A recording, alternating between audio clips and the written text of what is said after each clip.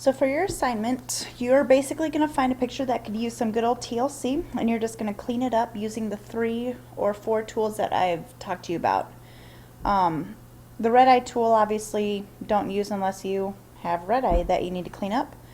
But for sure, make sure you try to use the spot healing tool, the patch tool, and the clone stamp tool, so you can get familiar with those 3. Now I chose this picture because it has several different things that need cleaned up. There's a distracting vent up here and some distracting areas down at the bottom. It'd be a nice family picture if it was just cleaned up a little bit more. So to start off, I'm going to grab my patch tool and get rid of this vent. So we'll see how this turns out. Oh, you know what? One second.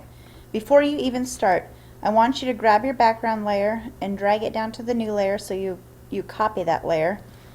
And I don't want you to touch the background layer at all. I want you to keep that the original and then save it as a TIFF, so when I go back to grade it, I can click on and off this layer to see what the original looked like and then to see what changes you made. So that's the first step, is to copy that background layer and then only work on this top layer. Alright, so now let's grab my patch tool and select this vent and see how it works to get rid of that. Pretty good. Okay, now I can go to my spot healing tool and take away this little dust spot. Done.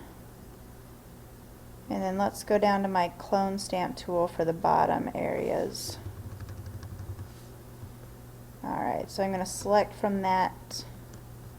Just got to bump this up to 100. There we go.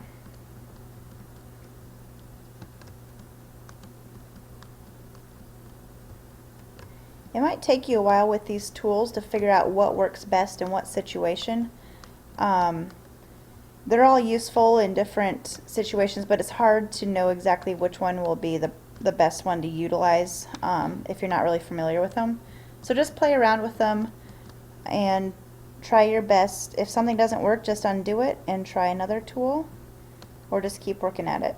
So, alright, we can even take this plant out.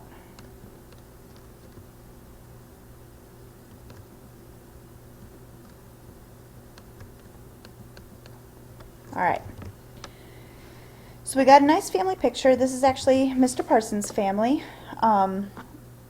He's got his brothers in the back there, and then his sister and these 2 adopted sisters that we just, his parents just adopted this week, and then little Caleb and little Olivia got baptized at his dad's church as well. So that was a fun little time we had, but that's what this picture is.